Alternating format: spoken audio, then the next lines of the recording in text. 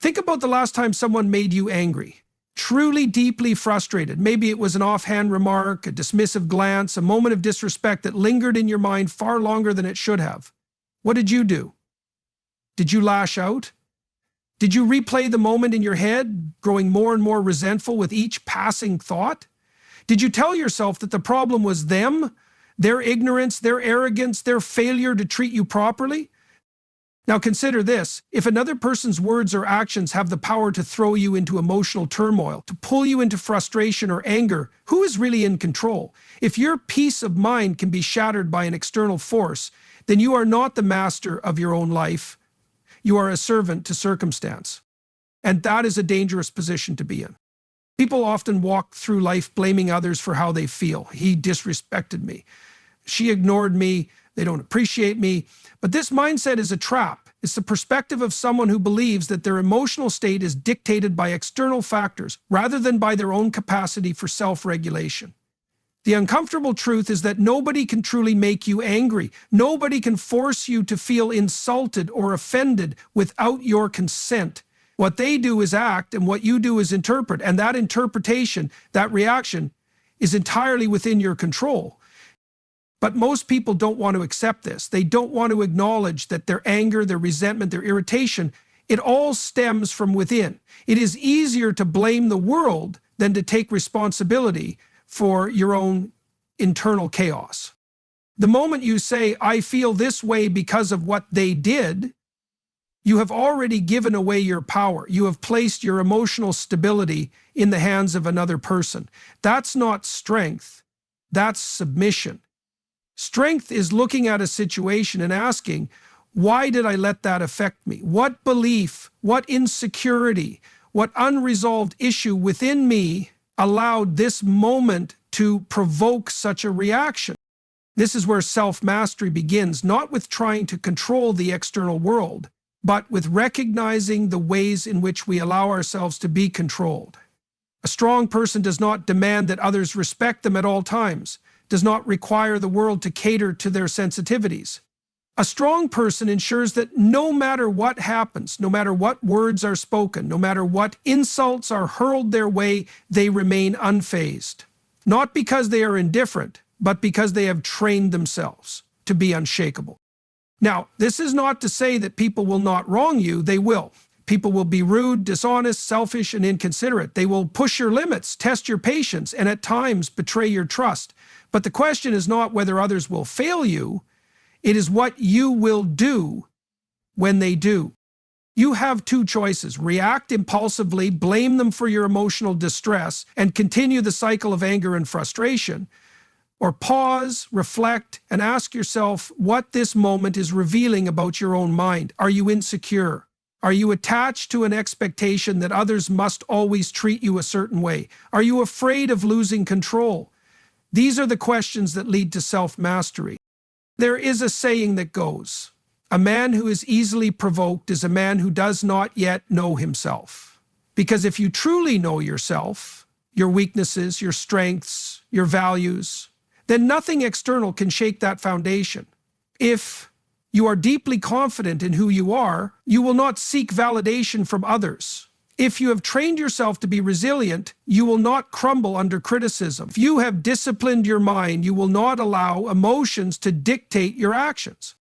The reality is that most people are not in control of themselves. They are at the mercy of their emotions, their impulses, their desires for approval and recognition. And because of this, they lash out when offended, they crumble when criticized, they rage when disrespected. But this is not power. This is weakness disguised as strength.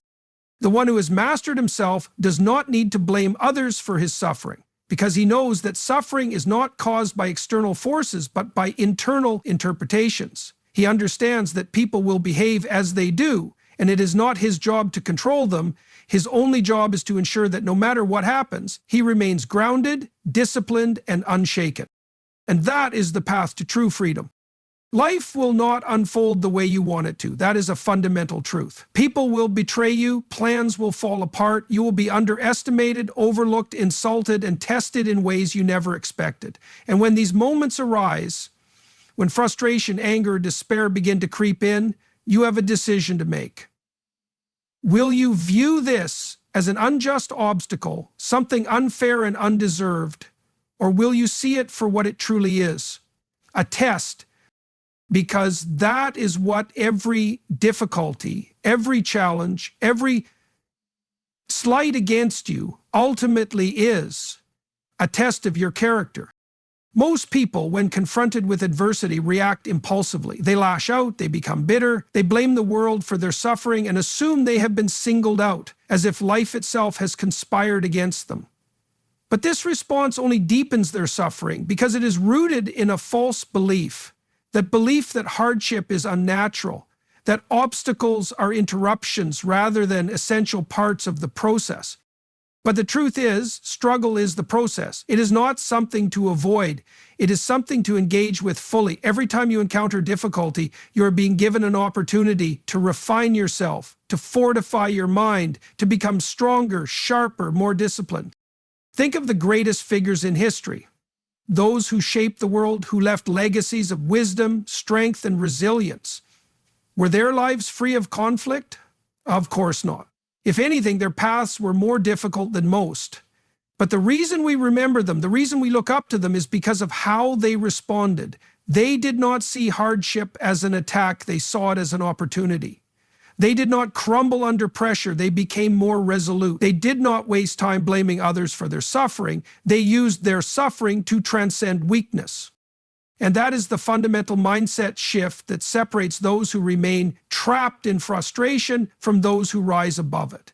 If you can begin to see every insult as a test of your composure, every failure as a test of your resilience, every betrayal as a test of your ability to maintain integrity, then nothing will break you. You will no longer be a victim of circumstance. You will be a participant in your own transformation. Consider this, if you are training to become stronger physically, would you expect the process to be painless? Would you complain when the weight was heavy, when your muscles burned, when the challenge seemed overwhelming? Or would you recognize that these very difficulties are what force you to grow? The same is true for your mind, your emotions, your character. If you are never tested, how will you know your limits? If you are never challenged, how will you ever improve? When you encounter people who frustrate you, who push your patience to the edge, stop and ask yourself, is this a test of my discipline? If you find yourself in an unfair situation, if you are criticized unjustly, if you are forced to endure what feels unbearable, shift your perspective.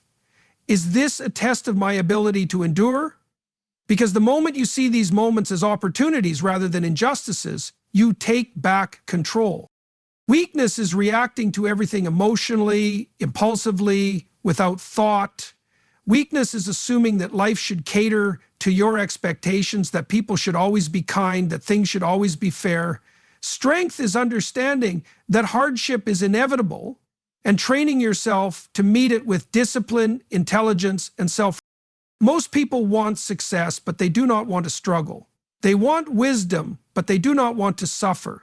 They want strength, but they do not want resistance. But these things do not exist separately. You do not get one without the other. And if you cannot tolerate discomfort, if you cannot see difficulty as an essential part of your evolution, you will always remain weak. So the next time you feel angry, insulted, frustrated, betrayed, pause. Do not react immediately. Ask yourself, what kind of person do I want to be? Do you want to be the kind of person who is controlled by emotion, by external circumstances? Or do you want to be the kind of person who takes every challenge as a chance to refine yourself? The choice is yours. There will always be something that tries to pull you into an emotional reaction, an insult, a betrayal, an unexpected difficulty. The moment you wake up, the world presents you with opportunities to get offended, to feel slighted, to sink into frustration. Someone cuts you off in traffic, a coworker disrespects you, a friend lets you down, you try to explain yourself and nobody listens. And in these moments, the temptation is always the same, to react, to get angry, to demand justice, to make sure the other person knows that they have wronged you. But ask yourself, what does that reaction accomplish? When you allow yourself to be ruled by emotion, you become predictable. controllable, a puppet to the external world. You may think you are asserting yourself by getting angry, by retaliating, by making sure you are heard, but what you are actually doing is exposing your own weakness. You are showing that your inner state is fragile, that you can be knocked off balance by the slightest disruption. The strongest people, the ones who truly move through life with power and control, are the ones who have trained themselves to detach from emotional reactions, not because they don't feel emotion, but because they refuse to be governed by it. They understand that being reactive is not a sign of strength. Strength is the ability to remain calm in the face of chaos. Strength is the ability to absorb an insult and continue forward without losing focus. Strength is the discipline to refuse to engage in battles that do not serve a greater purpose. The problem with reacting emotionally to every slight, every frustration, every perceived wrongdoing is that it keeps you trapped in the small moments. You become so consumed by the immediate feeling of anger or offense that you lose sight of what actually matters. And that is where seeking higher meaning comes in. Because if you do not have a greater purpose, a deeper philosophy, a larger vision, then you will always be at the mercy of your emotions. You will always be reacting to the world instead of shaping it. But when you develop a higher perspective, when you train yourself to see every situation through a lens of wisdom rather than impulse, you free yourself from this trap. A person insults you. What does it mean? If you are deeply grounded in who you are, if you have built yourself into someone of true value, why should their words hold any weight? Why should the opinion of a lesser mind disturb the focus of a greater one? But if you react, if you engage, if you allow their words to dictate your behavior, then you have already given them power over you. A setback occurs. A plan falls apart. You experience a failure that feels unfair. What does it mean? If you are caught in the small moment, you will see only the frustration, the injustice. You will rage against circumstances, curse your luck, complain about how things should have gone differently. But if you step back, if you seek a higher meaning, you may see that this moment is a lesson, a redirection, an opportunity to develop resilience. The people who accomplish the most in life are those who refuse to be derailed by temporary failures, because they understand that failures are part of a much larger picture.